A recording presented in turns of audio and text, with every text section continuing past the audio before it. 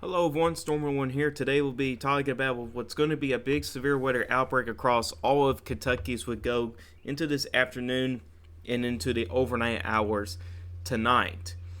We're going to get started with the SPC outlook for today.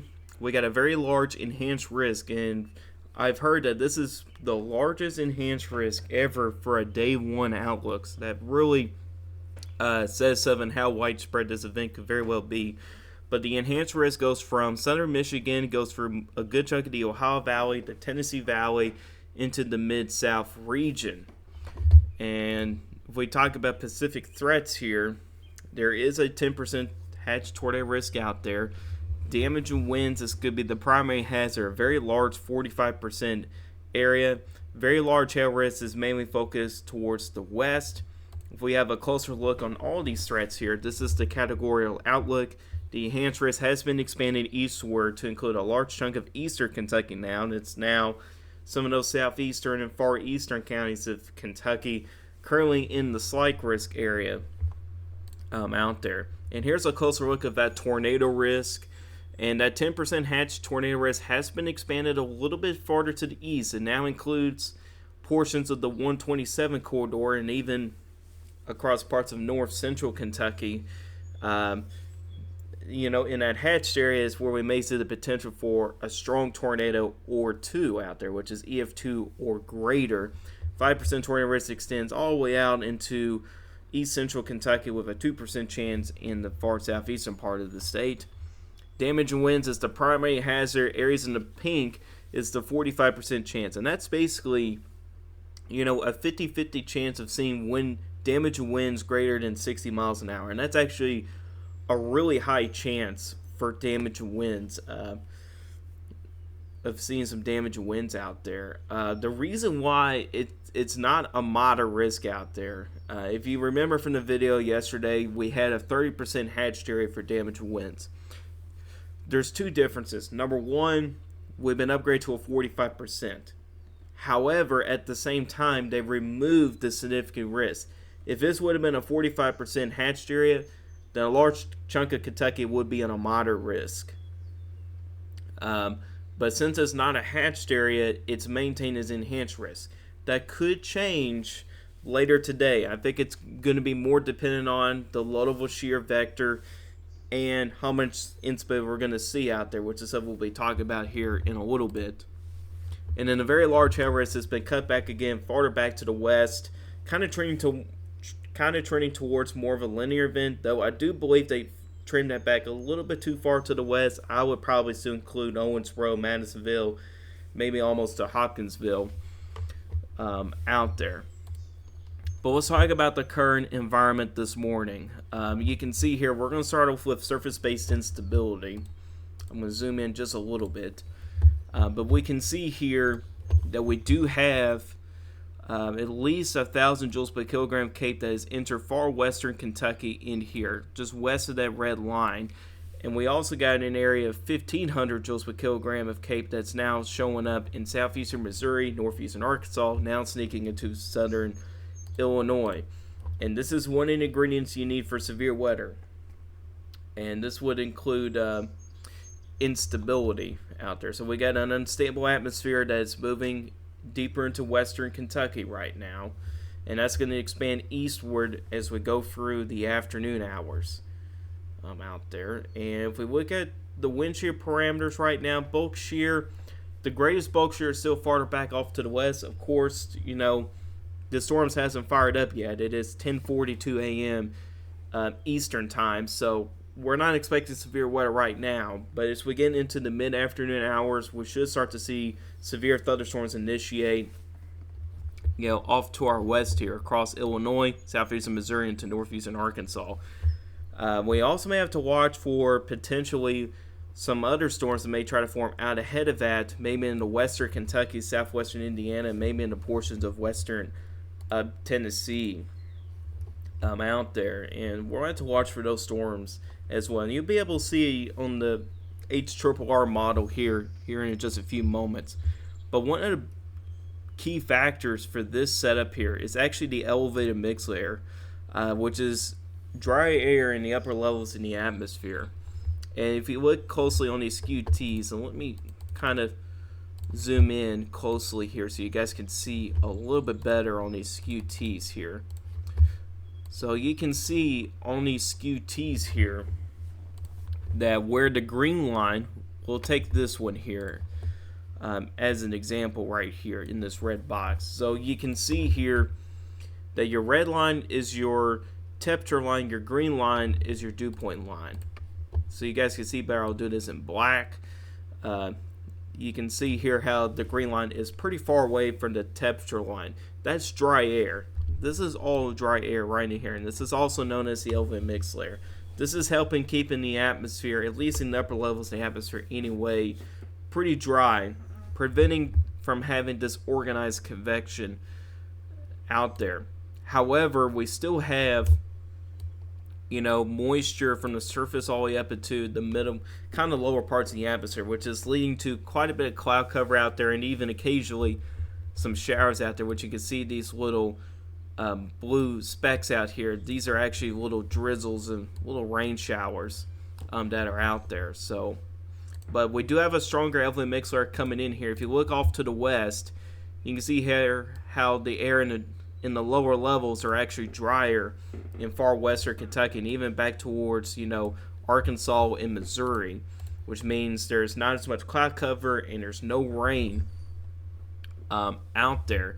If you look at satellite imagery, you can actually start to see that happening in southeastern Missouri and into western Kentucky here. And you can see here quite a bit of clearing is now showing up out there, moving into western Kentucky. And really across central Kentucky here, even out here, excuse me, across central Kentucky, you have some patches of clearing out there. And this is one of those days where you do not want clearing. If you have more clearing out there, that can help make the atmosphere more unstable. And unfortunately, a trend I'm kind of starting to see here, based off of satellite imageries, is that some of the cloud cover is actually eroding away in western Kentucky, which tells me that the elevated mix layer is really trying to eat up that cloud cover out there, and that's not really a good thing for us. As I said earlier, more clearing, the more unstable your atmosphere is going to be, and that's going to increase the threat for severe weather later in the day. So it's a trend that you don't want to see. And if I go back to this site here and go to observations, visible satellite, you can see out here with a much bigger view here, there's quite a bit more clearing off to our west out here. Look at all this clearing out here, and some of that clearing is going to move into Kentucky later this afternoon. So we really got to pay close attention to see how much clearing that we get out here. The more clearing we have, the more unstable our atmosphere is going to be. Another important ingredient for severe weather is dew points, moisture. Ideally for severe weather, you want dew points north of 60 degrees. Now, across parts of central and eastern Kentucky, we're not quite to the 60 degree mark just yet.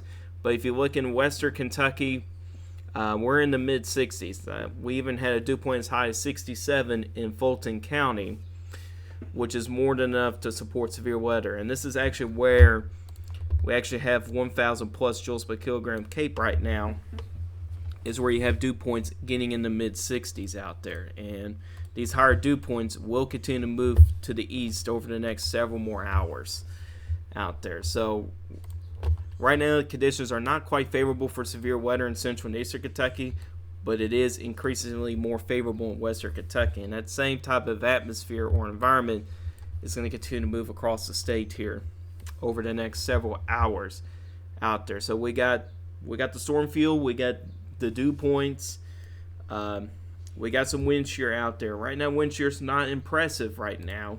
If I go back here again, if we check out low shear, which is, I think it's going to be one of the bigger factors today. Ideally for severe weather, you want low shear to be north of 150. And if you look into, the warm sector out here, you can see here where we got some of the clearing, it's only getting to like 50 to 100. So it's not really that impressive out there. And you'll see these numbers kind of continue to go down for the next couple hours. They'll kind of bottom out in the early to mid-afternoon. But when you start to get into the evening, you're going to start to see these numbers begin to increase here. And really by later this evening into the overnight hours, these lower shear values should become pretty favorable for severe weather. So yeah, this is another thing we're watching pretty carefully, because upper level shear is going to be very favorable for severe weather, but lower shear is really going to determine really the tornado risk today, in my opinion, out there. So we'll start to look at some weather models out here. Oh, you know what? One thing I almost forgot is actually the temperatures. If we actually look at the current air temperatures, feels pretty good outside. Low to mid 60s out there. We're starting to see some upper 60s in western Kentucky. I expect high temperatures to get into the low to mid 70s, especially across central and western Kentucky. If we end up seeing more clearing than expected, it wouldn't surprise me if we see some upper 70s out there. Almost forgot to show the temperature map. Now let's get to the weather model here. This is the HRRR model run, and I'll tell you, with that stronger elevated mix layer, this model here is trending a little bit drier compared to previous runs here. You can see how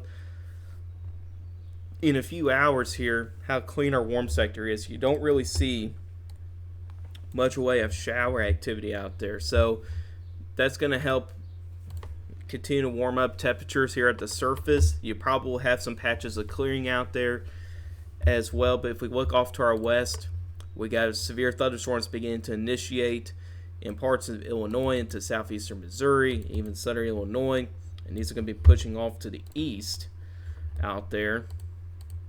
And you can see as we get towards the late afternoon hours, this is where things start to get a little more interesting. So we got a big wave of thunderstorms moving across Illinois. That's going to be dominantly a damage wind threat up there. Could be some quick spin of tornadoes up there. But the storms I would be watching carefully is some of these storms that are forming deep into the warm sector. You see these scattered thunderstorms that develop in western Kentucky. And these storms here can be capable of producing large hail and even some damage winds. However, low shear at this time is going to be fairly weak. So I'm not really confident on these storms here producing tornadoes. But if they do last into the evening hours, like you'll see here, you can see how some of these storms do kind of dissipate. But there might be a storm or two that may continue to be ongoing out there, and if it does happen into the evening hours, then you may have a little bit of a better tornado risk from these storms as you get into the evening. But this is not the main wave of storms. The main wave is off to our west. You can see here by the HRRR, it's got a very intense cluster of thunderstorms moving into southern Illinois. I do apologize if you hear any birds chirp in the background or anything. I got the windows open here upstairs, so I do apologize if you hear the birds chirping in the background stuff. But anyway, if we kind of go back here, as we go into the late afternoon, we're going to see supercells initiate in southeastern Missouri, southern Illinois, and even into northeastern Arkansas. Those thunderstorms or those supercells could be capable of producing destructive hail that could be up to the size of baseballs, damaging winds, and also some tornadoes. There is a conditional strong tornado risk out there. I'm saying it's conditional because the low of shear might be too weak for stronger tornadoes. But if it ends up being higher than expected, then I think we could see a couple of strong tornadoes out there. But if we don't see strong tornadoes out there, that's probably going to be the main reason why. Is the weaker low level shear here, which sometimes the small here could downplay low level shear just a little bit. But as we get deeper into the evening hours, at this point here, low level shear should be increasing. The wind shear values should be increasing. So that will help organize these storms more. So we got this, what's probably going to be a pretty intense cluster of thunderstorms moving across western Kentucky, and especially this one right here. Now, I imagine there's going to be a pretty intense cluster of thunderstorms that's going to initiate, southeastern Missouri, progress through southern Illinois into parts of western Kentucky, and maybe into parts of southern Indiana.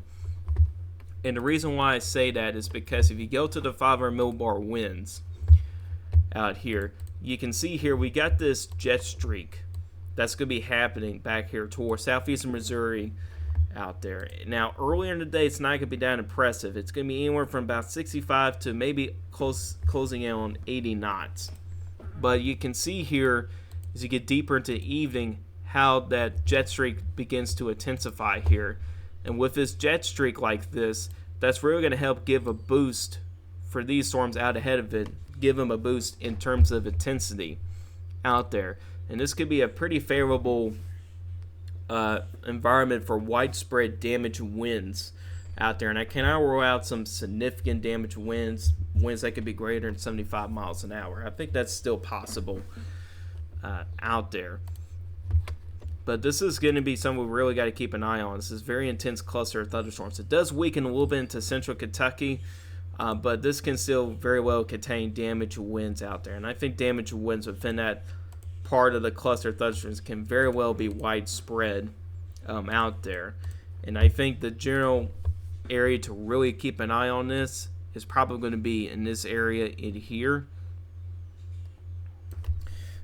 Probably right in there in that red circle is the area I would probably really keep a close eye on for that particular cluster here. Everywhere else, though, you're still going to have some strong severe storms either way out there. But as you get deeper into the overnight hours, you start to see that cluster of thunderstorms start to weaken as they get east of I-75.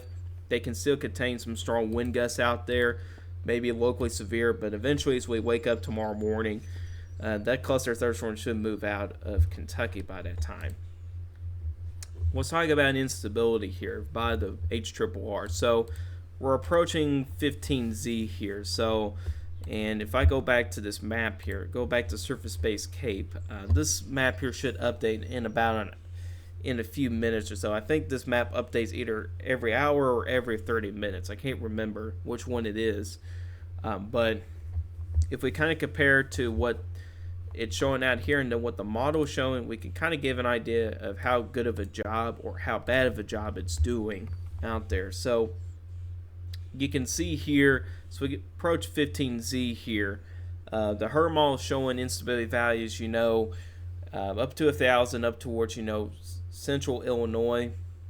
And you can see here how pretty large this 1 to 1,500 or 1,000 to 1,500 joules per kilogram CAPE is. It's a pretty good area, and you're going to see these numbers here increase as you go through the afternoon hours here. Now, I will say here, this model here has been off by a couple hundred joules per kilogram CAPE so far. It's been running a little bit low, so we may have to up these numbers here, probably about like 100 or 200 joules per kilogram. It doesn't sound like a big difference, but in reality, it kind of is, because that can help increase the intensity of these thunderstorms out there. So, especially if we're starting to see more clearing out there.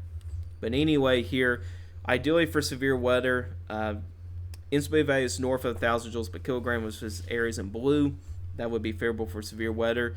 More than enough for severe weather, and this is probably where we could likely see some significant severe weather, is areas that has instability values greater than 2,000 joules per kilogram. You can see that across western Kentucky here.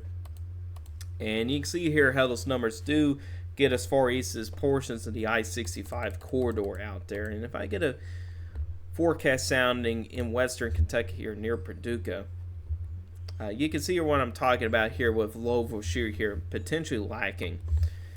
And it's these numbers down to here. SRH values, only getting a little over 100, and ideally for tornadoes would probably be over 150, and we're not quite at that threshold out there. And I think that's going to be a big uncertainty here for the tornado potential. I still think there will be tornadoes out there, but the strong tornado side, I think it's going to be a little more conditional, in my opinion here. You got a nice little photograph out there that will support little supercell structures. Plenty of instability out there. Lap rates look all right. This would be favorable for large hail, damage winds, and a quick spin up tornado out there.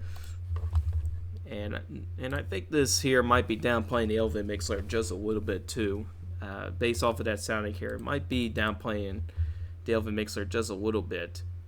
If we kind of get out ahead of some of those supercells in western Kentucky here, like right here, This is going to be a sounding out of west central Kentucky here. And wind shear parameters do get better here. As you get deeper into the afternoon, or especially into the evening, you see how the wind shear parameters are a little bit better here. Now you start to get SRH values north of 150. Now start to get extending 200 out there for SRH values here. The wind shear profile looks pretty supportive out here. You get a nice holder graph and plenty of instability out there, of course, and lap rates look good too. So this will be favorable for all modes of severe weather once again. And then it says kind of congeals into a line of storms here. If I get a sounding out here from, let's get a sounding out of Louisville, out ahead of that big cluster of thunderstorms. And you can see here, and I think this is downplaying the Louisville shear a little bit here. It's got a Louisville shear almost reaching 200. I think it's going to be downplaying Louisville shear just a little bit here. But plenty of instability still north of 1,000 joules per kilogram. You got a nice little open mix layer going on here, which is increasing elevated instability parameters. And D Cape notably is actually north of 800, which actually would support damage winds. 3 Cape as well is, up to 143.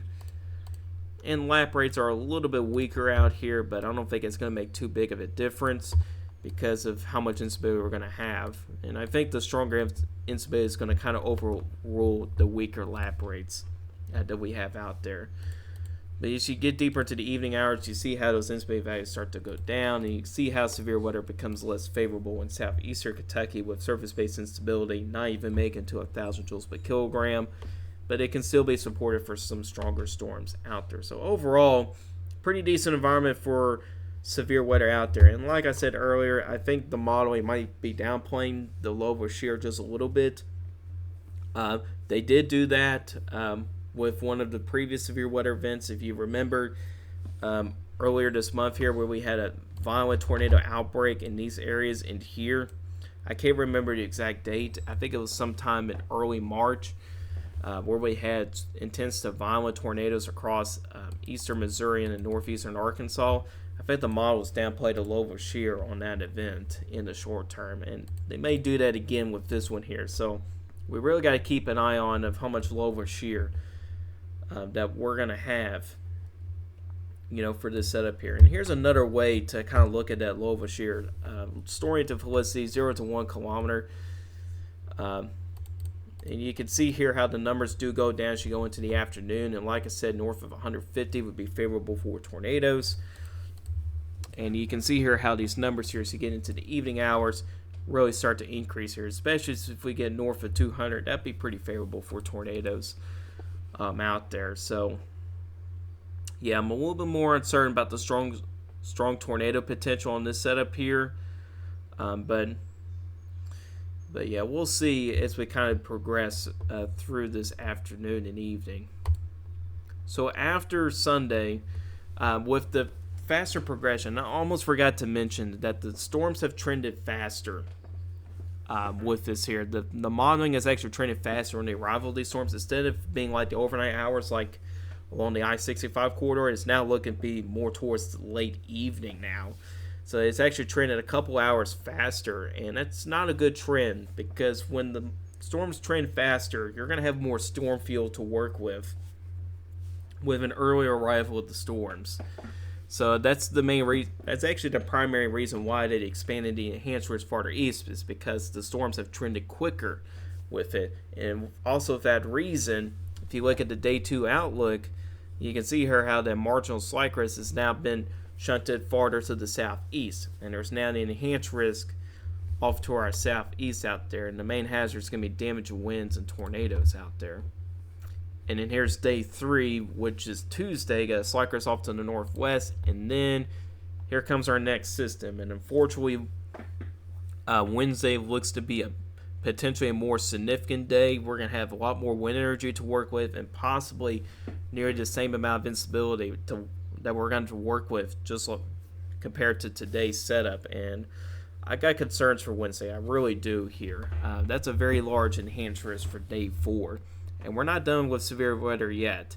If you go to day 5, which is Thursday, we got slight risk across most of Kentucky here. And that's because the cold front doesn't come through the state of Kentucky, and that's going to be a beginning of these multiple waves of showers and thunderstorms, and some of these storms will be strong to severe that can last into Saturday. So it wouldn't surprise me if we see at some point a slight grid issued for Friday and Saturday at some point in the future. It looks like it's going to be a multi-day severe weather pattern for us in Kentucky, and at the same time, the flash flood risk is really going to come up, especially in this area in here, where we may see the potential for double-digit rainfall totals by the end of the next 7 days. So, yeah, it's going to be a very active pattern. And we'll talk more about Wednesday and Thursday tomorrow. But anyways, guys, that's all I got for you guys today. Hopefully you guys enjoyed this video. Guys, like this video, hit that like button. If you really like my channel, hit the subscribe button, hit the notification so you never miss an upload. If you want to follow for more weather updates, I forgot to mention this earlier. If you want to follow me for more weather updates, make sure to follow my X account.